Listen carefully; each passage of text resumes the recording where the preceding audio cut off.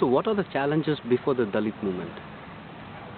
Today, both all India level and also in the state of Andhra Pradesh, because state of Andhra Pradesh is important because we had a very powerful Dalit movement spreading over a decade and more.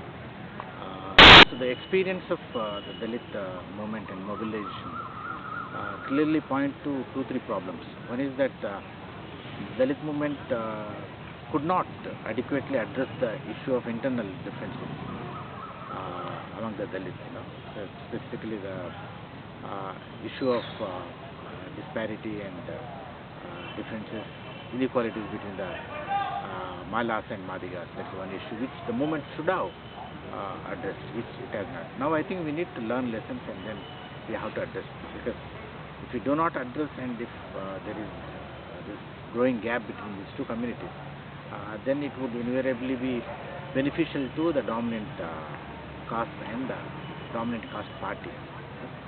That's one important factor which has led to the fragmentation of the Dalit mobilization, therefore ineffectiveness of the Dalit articulation. That's one. Secondly, we see in the last decade or so, especially in the context of neoliberal globalization, a growing and very visible and growing disconnect between the Dalit educated class and the middle class and the subaltern classes, the Dalits who are in the laboring process, Dalits who are in agrarian sector. That disconnect is very, very visible, because the Dalit articulation, whatever form of articulation it has taken the last decade or so, has basically addressed the issues of the middle class Dalits, like jobs, reservations. They have not addressed the plight of the rural Dalits and other working masses. For instance, the last decade you see the massive displacement of the Dalits from agrarian sector without the emergence of alternative sources of employment. Then you have this coastal corridor, massive acquisition of land, for coastal corridor and SEZs, as a result of which the Dalits, who constitute the bulk of agrarian labor, in fact get displaced. It's not just the peasantry. The bulk of the agrarian, as a result of the acquisition of land, you have seen the decline of agriculture. As a result of this, agrarian labor who are at the end of the social spectrum, in fact, get affected. That is second important. Third is that you have very visible and powerful prioritization of technology in the context of neoliberal reforms. Technologization of agriculture, whether it's in the form of massive expansion of technology, massive presence of say pesticides, fertilizers. As a result, the agrarian economy has seen, agrarian sector has seen massive suicides, and also the decline of traditional occupations. In the fishing sector, for instance, the fisher people have lost their occupation. Apart from agriculture, fishing, handloom sector. So this whole process can be termed as technocide. So Dalits have to address this. What is the relationship between Brahminism, capitalism, and technology? Because Dalit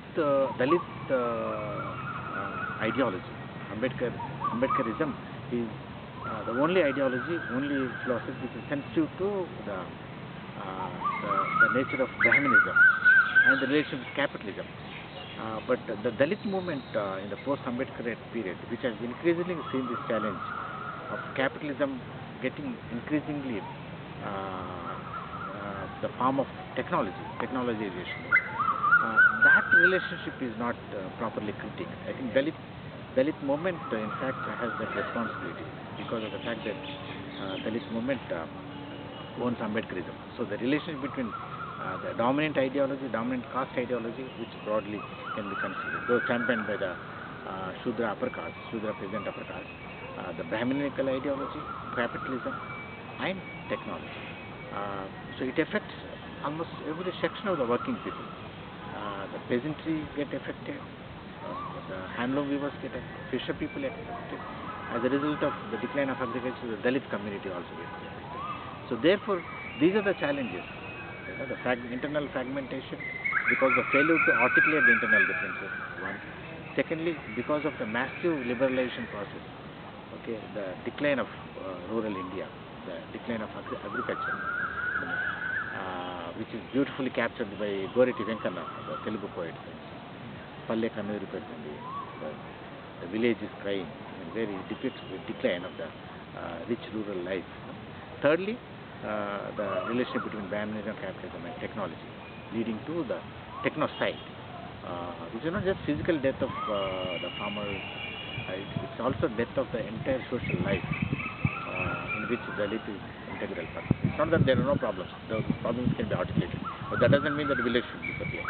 So, disappearance of the village, which would be the logical culmination of the present phase of corporate capitalism, has to be addressed. I think the Dalit movement has this historical responsibility. Thank you, sir.